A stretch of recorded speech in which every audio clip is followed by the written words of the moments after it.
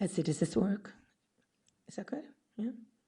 Okay. I'm going to start with 3 new poems from the collection I'm working on now. This first one is an ekphrastic poem taken from a photograph by Robert Frank, The Beautiful Cars. They lounge under the trees, 2-toned Buicks, Pontiacs, Oldsmobiles. Waxed and buffed and Simonized, they are glamorous, like movie stars waiting for their close-up, holding still so nothing will ruin their makeup. The cars are watchful, smug, on guard while they pose for the camera. They are smitten with themselves, with their chrome and their metallic paint, their smiling bumpers and their portholes like perfect smoke rings running down their fenders. The cars are vain and lazy. They prefer to pose where they can be admired. They dislike heavy feet mashing their pedals. They shrink from sweaty hands on their perfect steering wheels. They are disdainful of the road where they are expected to perform, to spin their immaculate white-wheeled tires, to take greasy oil into their gleaming engines. They are forced to obey reductive road signs that trivialize their every movement, that imply they are machines that simply stop and go. The beautiful cars don't like each other. Some are jealous of the Buick's 2-tone paint job, the Pontiac's deco trim, the sexy bedroom headlights of Oldsmobiles. They spew each other with exhaust, drop their mufflers, hurl curses concerning vulnerable inner parts, make fun of rising numbers on odometers, a widening radius of an aging steering wheel, the sibilant shriek of brakes that sport last season's shoes. Sometimes they play tricks, remove gas pedals, lock doors, siphon gas. The beautiful cars have no mercy. They love the crazy zigzag Lindy Hop of a blowout, get a rush watching head-on collisions. They aren't responsible for mishaps. The beautiful cars are mean and hate their drivers. The second one comes from an AWP conference in Chicago a few years ago, where there was an exhibit called The Sadness Museum, which is what I refer to in this poem, The Sadness Museum. We found the saltines laughable, the broken car door handle merely inconvenient, the single earring nostalgic. The curators tell us boxes are intrinsically sad, but I always find them exciting, containing a whiff of something you always wished for. I promised to send some artifacts of my own sadness, my grandmother's teeth, a wedding ring from a failed marriage, the farewell note of a runaway child. But then I thought perhaps they'd prefer something exotic, like maybe my friend's prosthetic arm that sticks to the steering wheel whenever the weather turns cold. I thought maybe they'd like the 1949 Fleck broiler that shorted out my aunt's pacemaker. I wish I could send them the flower bed full of condoms and cigarette butts planted 20 years ago by the owner of a now-defunct cafe on 71st Street, which still sends up crocus and daffodils every spring. But maybe I should save that for the Museum of Hope or the Survival Museum. Should I send my rejection slips or the baby teeth I collected before my children found my stash, losing faith in both the tooth fairy and me at the very same moment? Maybe I could send them my favorite doll, headless now, but how could I throw her away? Do they want my son's favorite stretch suit? Striped terry cloth, the knees worn out, a vestigial elephant appliqued on one side. He's grown now with a child of his own, but still I pine for the baby that filled the suit. And of course, at last, there's the artifact me, so differently put together than the original, so sadly asthmatic, itchy, gray, and puffy-eyed, so lumpy, weak-kneed, often exhausted, and yet Still trying so hard to be something I once imagined, so not really hitting the mark. An odd little bundle of nerves and enthusiasm, still idiotically hopeful, never sad, but sometimes on the brink.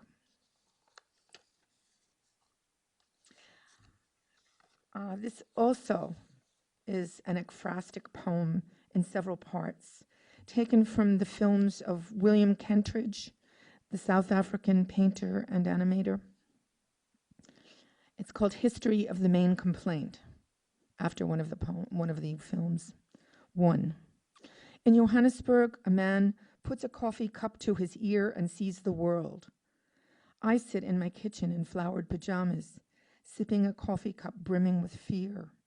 Kentridge has drawn the man naked, himself, an artist, vulnerable, his fear and longing exposed. He turns on the faucet and water fills the room, rushes under the door into the street, where people form lines, something in their eyes like defiance.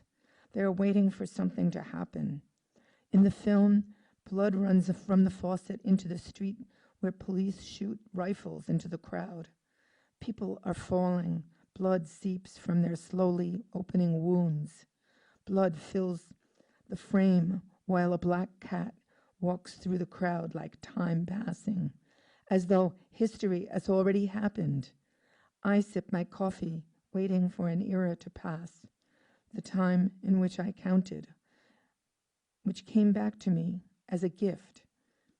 Gifts can't be counted on, but once they are received, you think they are yours forever.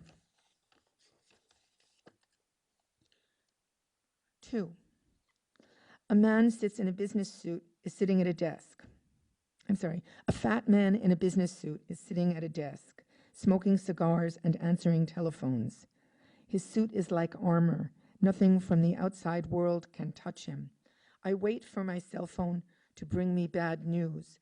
I am wearing no armor but cotton pajamas to cover my heart. As each telephone rings, the man in the film picks up the receiver. He blows smoke into each mouthpiece. The cat, history, sits on the desk of the man in the film and he strokes it. I am waiting to outlive my own history, the time I waited to come around again, the time in which I knew how to matter. Kentridge draws blue lines through the frame of the film, connections that bisect the desk, the room, the building, the street. The lines rise into the sky, where they become constellations, resembling the man who put the cup to his ear. The constellations dissolve into home, veld, barn, pond, rock, utility tower. The man is back where his history started. 3. The man in the business suit is eating an enormous meal by himself. The table in front of him, crowded with roasted chickens, whole fish, fruit, vegetables, is set with 4 glasses of wine. Outside the building, a line of people shuffle their feet and groan as their stomachs rumble. My toast pops out of the toaster and I scrape some butter over its surface. The cell phone rings and I answer at once, an appointment confirmed for later today. The man in a suit drinks from all 4 glasses. He eats the entire chicken, the fish, potatoes. The line outside grows longer now, with more rumbling of stomachs and cries for food. The man in the suit devours some cake and pie, then pulls a coffee press toward him. Outside, there are even more people. The coffee press rings, and a handkerchief in the man's pocket begins to weep. The man in the suit rises from the table to feed the hungry. He takes his empty plates to the window, throws piles of bones down to the crowd. 4. The naked man turns on a faucet, picks up a razor to shave his face. The sink fills until water spills all over the floor, becomes an ocean. The man in a suit sits on a chair at the edge of the ocean, reading a newspaper. Children and cows stand in the waves, but the cows become carcasses, and the children disappear, as mine have, grown into shapes so different, so changed, from their childhood, as though they had left at adolescence and never appeared again. On Kentridge's beach, he has drawn cabanas with cows dancing inside them, with light bulbs that spark and burst. Folded chairs stand up on two legs to dance a tarantella, as once I sat waiting to dance, waiting for my life to begin again, and it did. In the film, a light bulb drawn in the shape of a bomb explodes into the street. Paper flies in every direction, burying people whose blood soaks the paper which covers the rock, the pond, the field, the farm.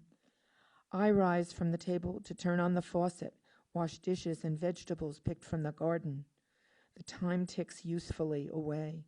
It fills itself with its own importance as we wait for our own endings.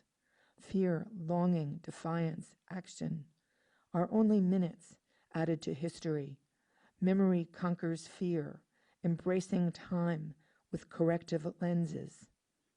The man who held the cup rises from the pond to embrace a woman who is naked except for her glasses.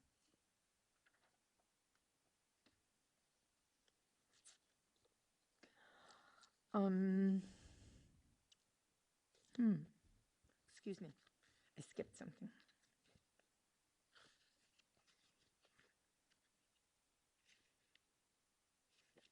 Now, I wanted to read a short poem from the poems of Giovanni Pascoli that Rick and Deborah Brown and I translated. And I know I have it in here someplace. And here it is.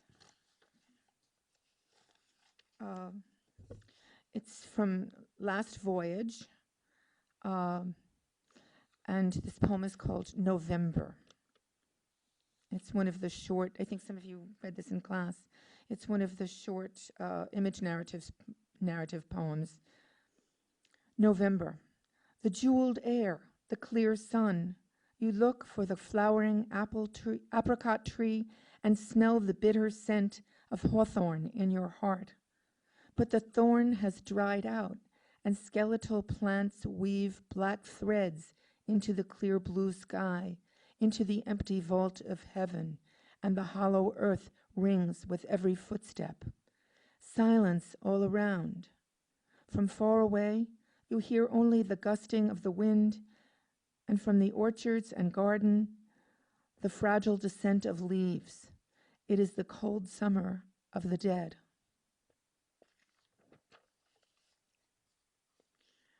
And then these last few are poems from my new book. The Empty Notebook Interrogates Itself. And this is the title poem. The empty notebook wonders about its own existence. It wants to know how blank space can fill a void, how emptiness can be a burden. When a page detaches itself, the empty notebook feels pain ruffle its edges. The empty notebook thinks emptiness contains something more than nothing, but is filled with possibility, with longing, with the urge to start from scratch. And there are three poems that are at the end of the book. Poems that the empty notebook is writing itself when it has taught itself how to write by imitating poets that it likes. This one is an imitation of Pablo Neruda's Walking Around, which a lot of you know, I think. The empty notebook called his Slacking Off. It happens I am tired of being empty. It happens I browse libraries and secondhand shops, all blank and full of nothing, like a speck of dust tumbling onto an ash heap in the rain.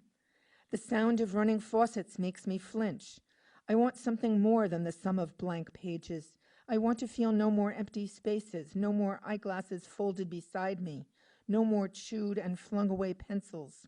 It happens I am tired of my whiteness and my pale lines and my suicidal margins and my screaming cover. It happens I am tired of being empty. Just the same, it would be terrifying to scribble notices with delicious adjectives or blow away my blankness with just one poem. It would be amazing to flip through pages purple with ink, singing until my story ended. I do not want to go on being a hollow pocket, gaping, threadbare, dreaming of lint, ripping my stitches with every palpitation, absorbing perspiration and fingers, slacking off all day. I do not want to be the container of emptiness. I do not want to continue as chasm and trash, as the fullness of nothingness, a bowl full of zeros, flaccid as ooze, sticky as stench. For this reason, the air around me heaves tonight with electrical impulse, light bulbs flashing on and off with possible syllables, and pencils shrieking in unison, eyeing my emptiness. And it throws me into spasms, into bursts of echolalia, into villanelles and metaphors that rattle my teeth to form tropes and certain tercets that hang from the ceiling. There are letters of the alphabet and points of exclamation hanging like cluster flies inside the window. There are question marks like cockroaches. There are empty parentheses, which should have held answers. There are blank spaces everywhere, and commas and periods. I slack off all day with nothing inside me, with empty lines and empty spaces, empty margins. I snuggle, I burrow into phone books and magazines, made of pubic hairs, fascia, tendons, epidermis shedding boxes of sweat. This one is an imitation of Mahmoud Darwish's Words, also called Words, by the Empty Notebook. When its words were leaves, the empty notebook was a tree. When its words were nothing, the empty notebook was pulp. When its words were scratch, the empty notebook was dirt. When its words formed language, blood covered its pages. And the last one from Vasco Popa. From Popa's poem, Pig. The Empty Notebook's poem is Pen. Only when the empty notebook felt the point scratching over a line did the curving trail of blue explain the process, and the notebook regretted that it had left the safety of the shelf's shelter and had jumped recklessly onto the desk that day, opening its pages to the savage air. Thank you.